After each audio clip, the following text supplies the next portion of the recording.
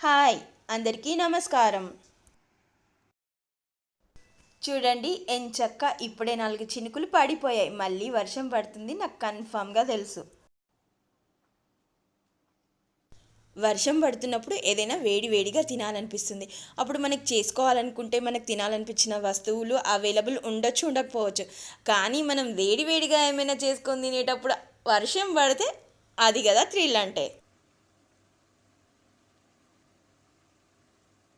అర్థమైంది కదా ఈ పాటికే. వేడివేడిగా మొక్కజొన్న కంకి గారెలు చేస్తున్నాను. దేనికైనా అదృష్టం ఉండాలండి. వేడివేడిగా తినాలి అని అనుకుంటాం కానీ ఒక్కోసారి కుదరదు. ఈరోజు కుదిరింది, అలా పిల్లలు వచ్చాక చేసిచ్చాను. చాలా సంతోషంగా అనిపించింది. మా అమ్మాయి స్కూల్ నుండి రాగానే తన కోసం చేసి ఇచ్చాను. అలాగే మా అబ్బాయి కాలేజ్ నుంచి రాగానే తనకి కూడా చేసి ఇచ్చాను.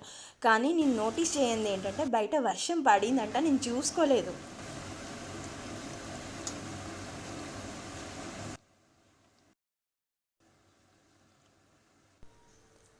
తిరుగమ్మ సరిగా. ఏంటి ఈ గారె సరిగా తిరగటం లేదు?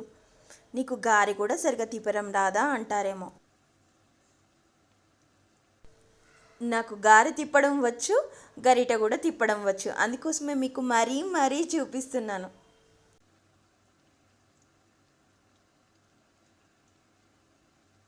మళ్ళీ మీరు కూడా వెంటనే వెళ్ళి మొక్కజొన్న కంకులు తెచ్చుకొని గింజలు వలిచేసుకొని గారె పిండి ప్రిపేర్ చేసేసుకొని గారెలు చేసేసుకోవాలి కదా.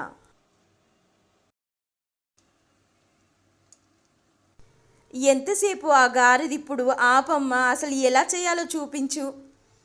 మీరు అడుగుతారు నాకు తెలుసు, నేను నెక్స్ట్ వీడియోలో పెడతాను.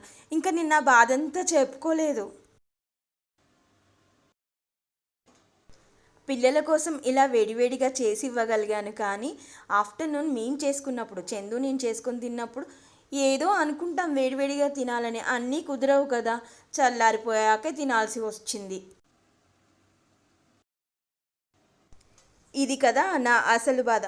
మరి వీడియో మొదలుపెట్టగానే నా కష్టాలు కన్నీళ్ళు అన్నీ చెప్పుకుంటే మీరు పారిపోతారని చెప్పేసి తెలివిగా వీడియో ఎండింగ్లో చెప్తున్నాను. మీరు కూడా చేసుకుంటే వేడి వేడిగా చేసుకొని తినండి. తర్వాత చల్లారిపోయాయి అని మాత్రం కంప్లైంట్స్ చెప్పొద్దు. వర్షం పడేటప్పుడు మీరు చేసుకోలేకపోయినా మీరు చేసుకునేటప్పుడు వర్షం పడేలా చూసుకోండి. Okay, thank you for watching. Tata, bye bye.